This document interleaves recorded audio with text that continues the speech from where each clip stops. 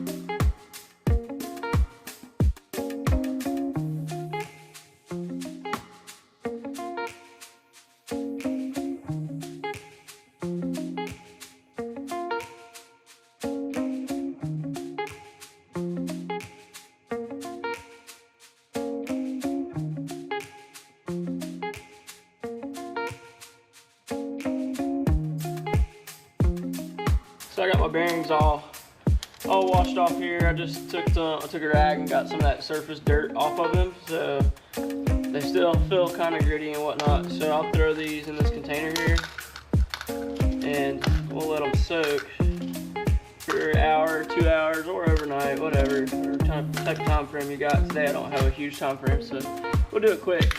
But I'll be using this WD-40 white lithium and I'll just spray it all over these guys and let them sit for a little bit.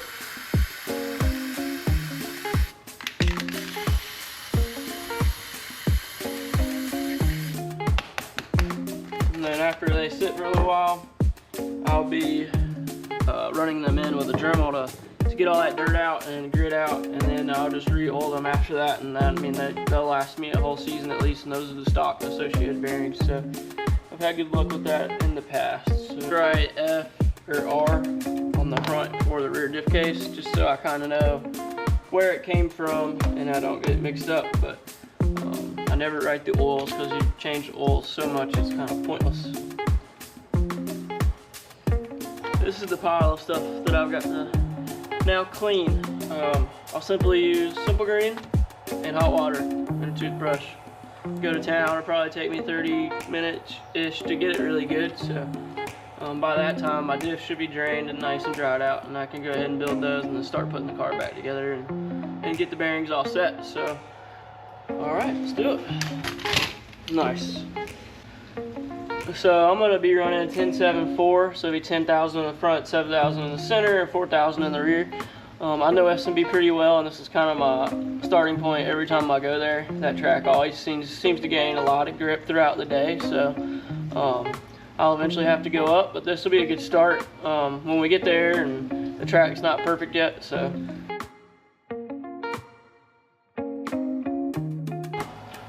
this side super free, this side not so much, so I've got to figure out what's going on there.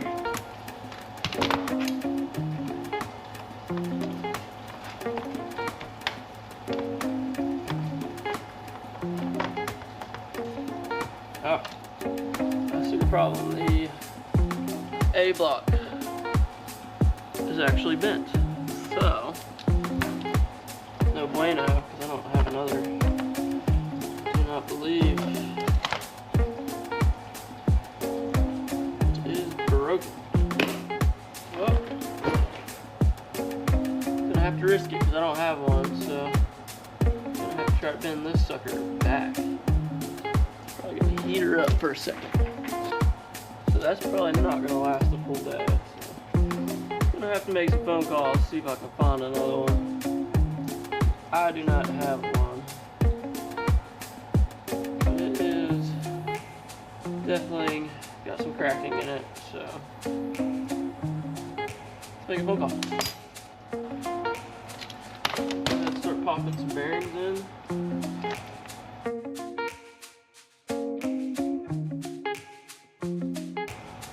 So this is for Brett Suggs, since he had an issue with this. I'm going to show you the way I do it, and it kind of like guarantees me that these do not come loose. What I'll do is I'll get the gear in, and I'll line up a flat spot to me so where I can see it, and I'll line up the set screw hole in the flat spot. And keep in mind, these are already kind of caked with Loctite, so it's going to be hard to get on there after the first couple times of doing it. But you get it on there where you want it. You want a little bit of play in these B4s. So these are kind of known for falling off for some reason on this B4. So what I'll do is I'll seriously take Loctite, and I fill the hole with Loctite. So the hole is absolutely full of Loctite.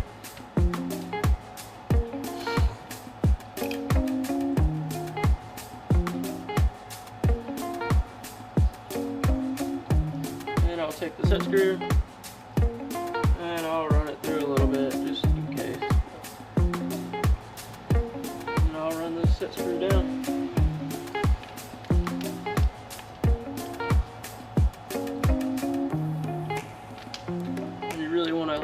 Crank on this thing. I think that one's good. There's front end and the center diff end. Like it. Alright, let's touch up the radio trim. I don't do a whole lot of crazy stuff on the radio trim. I pretty much just brush it down. I don't like getting the servos wet if I don't have to. So there's the rebuild. She's all ready to go for Saturday. It's not perfect, but about a 2-hour rebuild. Get her back to kind of race ready, but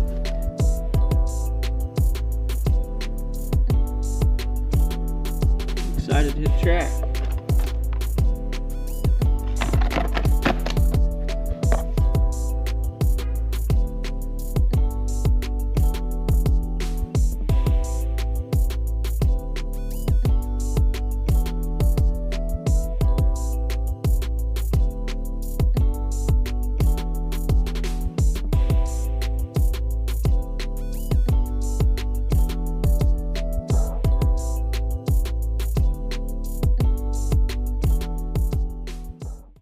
You race nitro or electric most of the time? Electric? Well, I got nitro, trying to get into it, but... Well, this might can help you then. Yeah. So my number one thing before I even start racing a remote control car is this linkage right here. What's up, Quan? This linkage, when you race nitro, will make people want to quit racing. Exactly. Just setting their linkage, right? That's what I'm having a problem with, setting the brakes. People get scared because they don't know how to do it.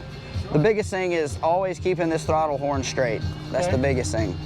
And these cams you don't ever want. So these cams pretty much just set when your brake works on your trigger, right? Okay. So if you want instantaneous brake, you'd set these to be pretty tight on this little arm so that when as soon as you touch that trigger, you have brake.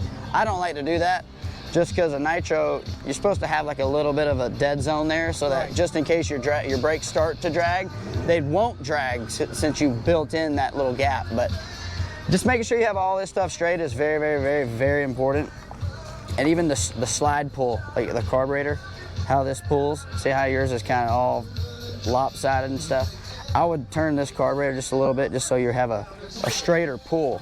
Because anything can happen. You could get hit, it can move the carb even more, and then your throttle's stuck. This just causes issues for me. You always want it to pull level and straight. So you always want to make sure the carburetor's in line with this linkage arm right there. But the brake bias too, so obviously this is the front because it's the top. This one's the bottom. Wait, yeah, this one's the bottom. Brake bias on a nitro car, I pretty much always run like 60% in the front, 40% in the back. And then the strength is up to you. You can set the strength. I like to set like a general strength of my brakes on the car with the stock settings in the radio. And then obviously, if you need more brake, you can go in your radio and dial it in your radio real quick, or you can take it out in your radio real quick. But this is number one. Do you have any tools with you? Yeah. I'll straighten this out for you. Just because this can really give people a fight. Always get these as straight as possible. You need to adjust the entry of it again? You might have to just look at it and make sure.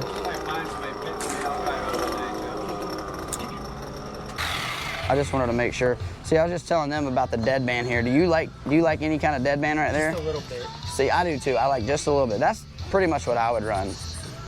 But then what's your Venturi about it? 6.5, something like that?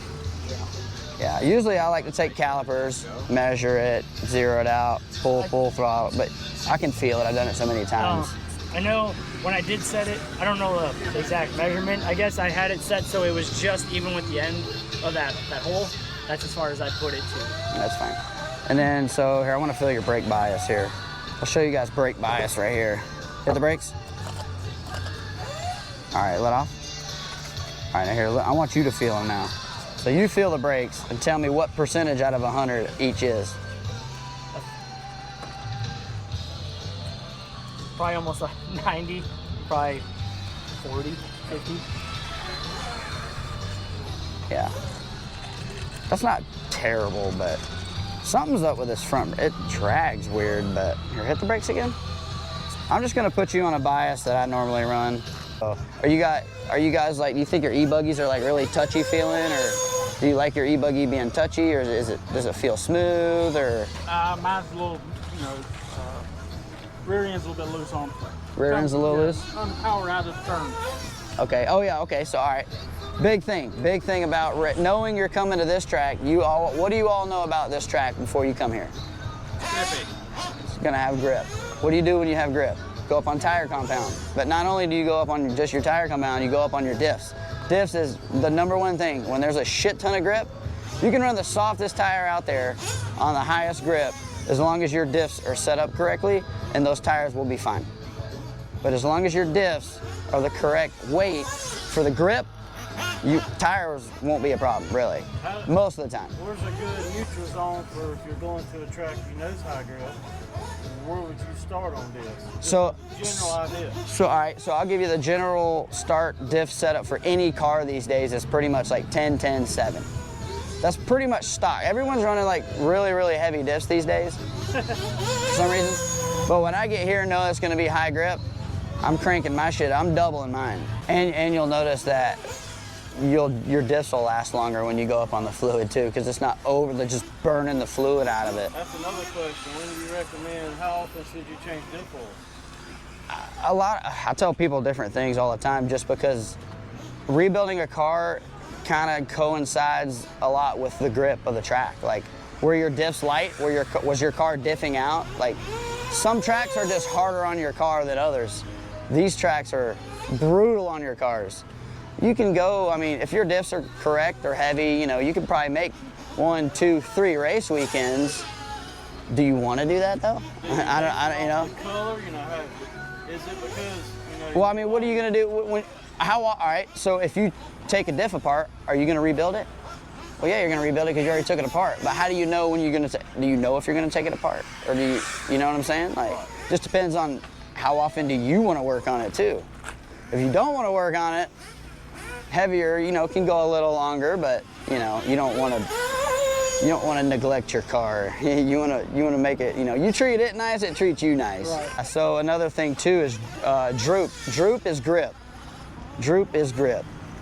But what a lot of people get mistaken by is when they don't have grip in like the outside edges of this track, they think, oh, I need droop. Well, there's dust on the outside, so that kills your grip. But anyways, too much grip allows for more body roll, right? So your car is going to create a lot more grip. It's going to have a lot more body roll. More droop is for less grip tracks. Less droop is for higher grip tracks. But there is a sweet spot. You can have not enough droop too. Let's just move to shocks. 5-hole piston, 6-hole piston, 8-hole piston. Whatever stock is in that, that's all I want. What do you have in your pistons? 20 a hole. 20s? You're the 20 guy. Okay, that's not bad. It's not bad. So I like to tell most people 5 holes. 5 holes are for low grip, 6 hole kind of in the middle, and 8 holes are for high grip. But it's weird because on low grip you want the shock to work more with less pack. And an 8 hole, more pack, more holes, tinier holes, but more pack on the high grip. So here's the question. So when you go with the less holes, and you want your shock to work a little more, wouldn't you want to go down in oil weight, or would you go up? You go up. If you do have 5-hole pistons or 6-hole pistons and you don't want to mess with it, that's when your car still is creating a lot of body roll at that point. Okay. You can counter it by just cranking the shock oil. Just crank the shock oil. I always get to like 700. I run CST, so if I'm anywhere to like 650, 700 CST, that tells me I'm just like, I don't like to run that heavy of a shock oil. Then I'll start changing the piston. So if I'm 700, 600 in a 5-hole piston, something's telling me that's not right, because I don't like to run that big of I don't like to run that heavy of an oil in that big of a hole piston. So then I would go up. You said something about the roll center? Yeah, as like far the camber as how links do you and know stuff? where you set your links?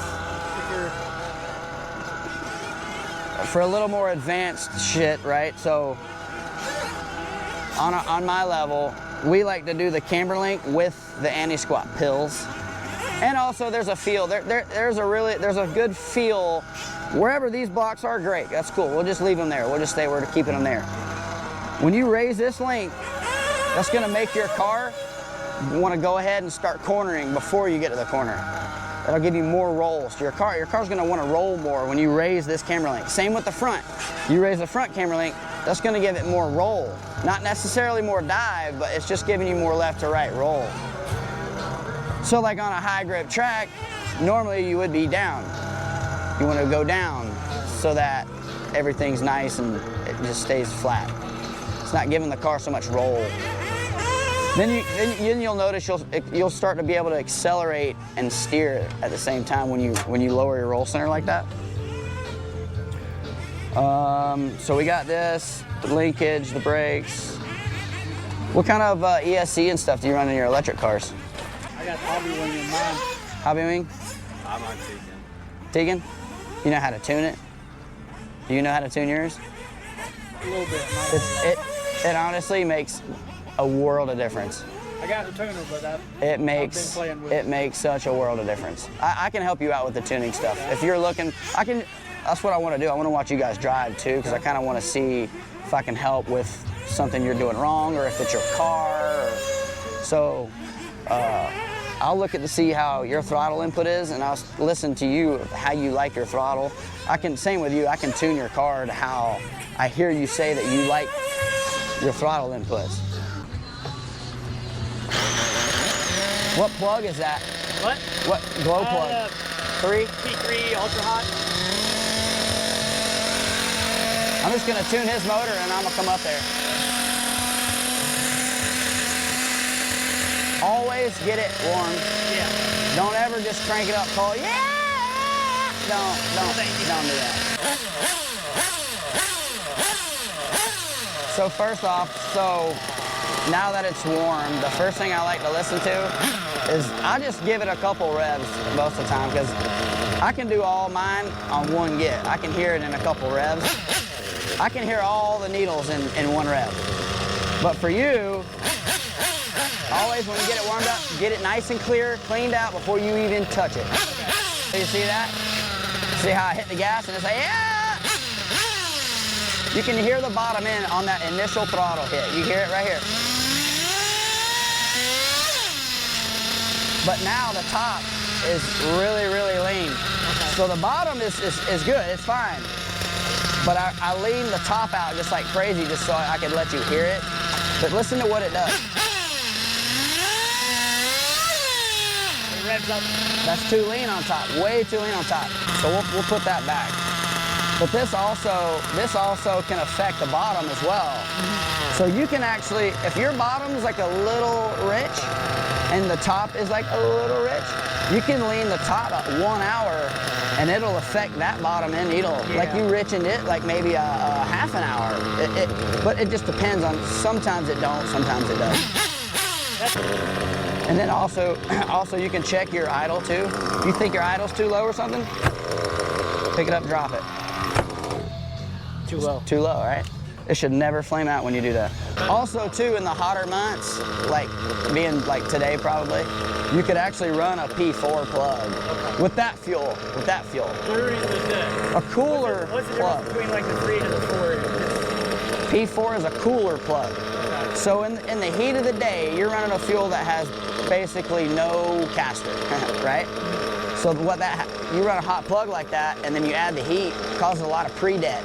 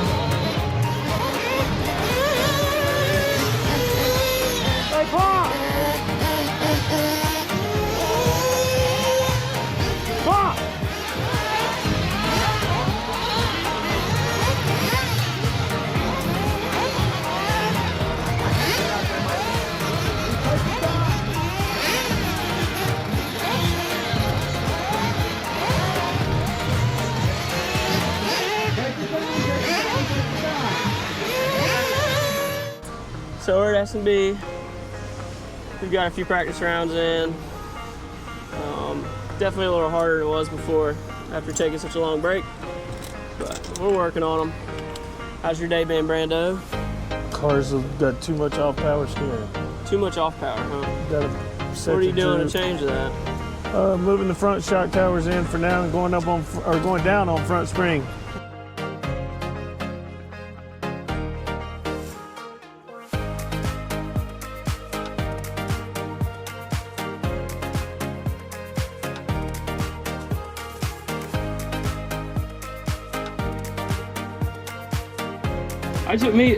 I probably ran 5 times and it's taken me all day just to get back to like I can feel what I'm doing again, you know what I'm saying? So that last time out I ran like 2.5 tanks straight and I actually got the feel of like driving the car. It's been so long. I just pushed my sway bars, my springs on this last run. Yeah. Kind of stiffen up the suspension a little bit. Yeah, I went stiffer front rear spring and stiffer rear bar. I went stiff for everything. I still want to go stiffer front bar, get some of that falling over. I wish I had a 2.5. That's the 2.4. Oh, okay. If I have a 2.5, I think it'd be perfect. Yeah, it's still stiff. I just hope that moisture don't come up too much. Yeah. It might.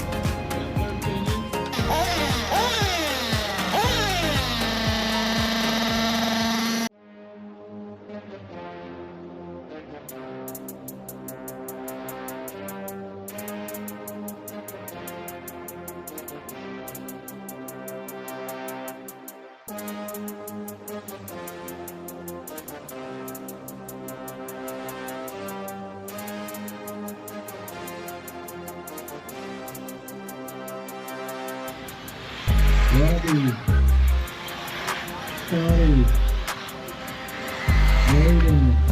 too deep.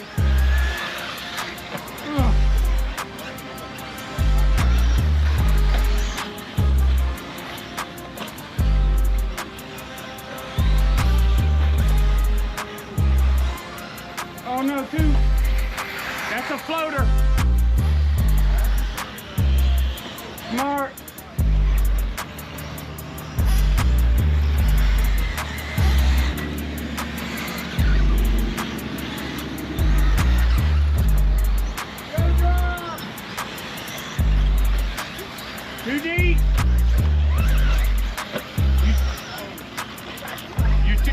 too deep in the corner so you can't make the double.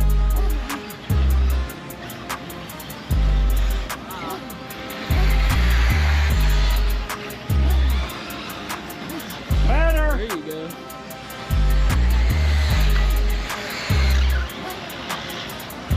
We're gonna turn him up some.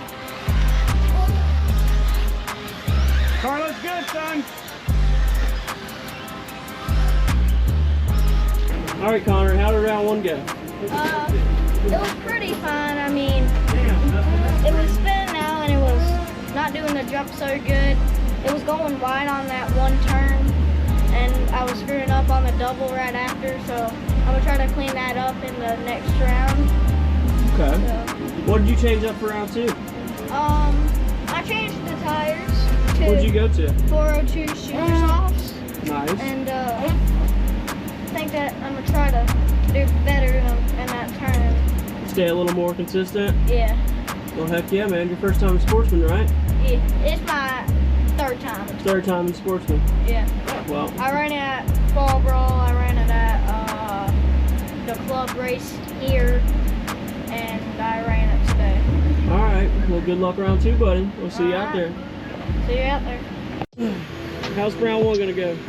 Horrible. Horrible. Why do you say that? Well, driver is not up to expectations. Do you not have confidence in yourself?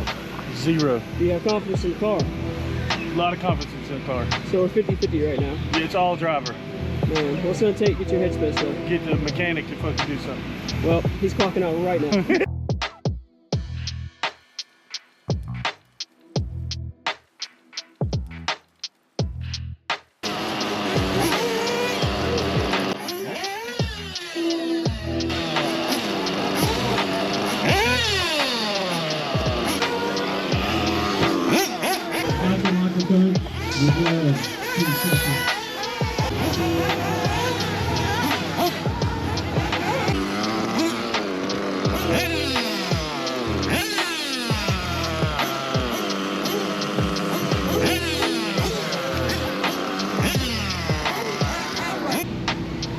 All right, boys, I'm up next. Wish me luck, because I'm gonna need it.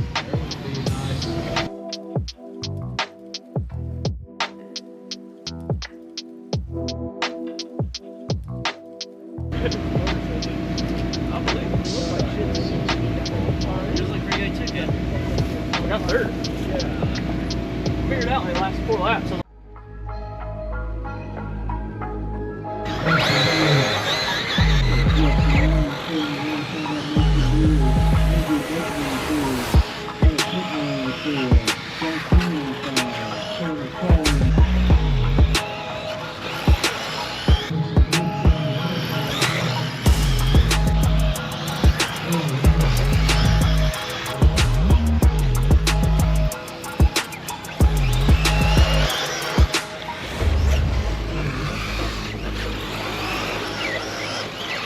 What's up, man? How'd your race go? Good.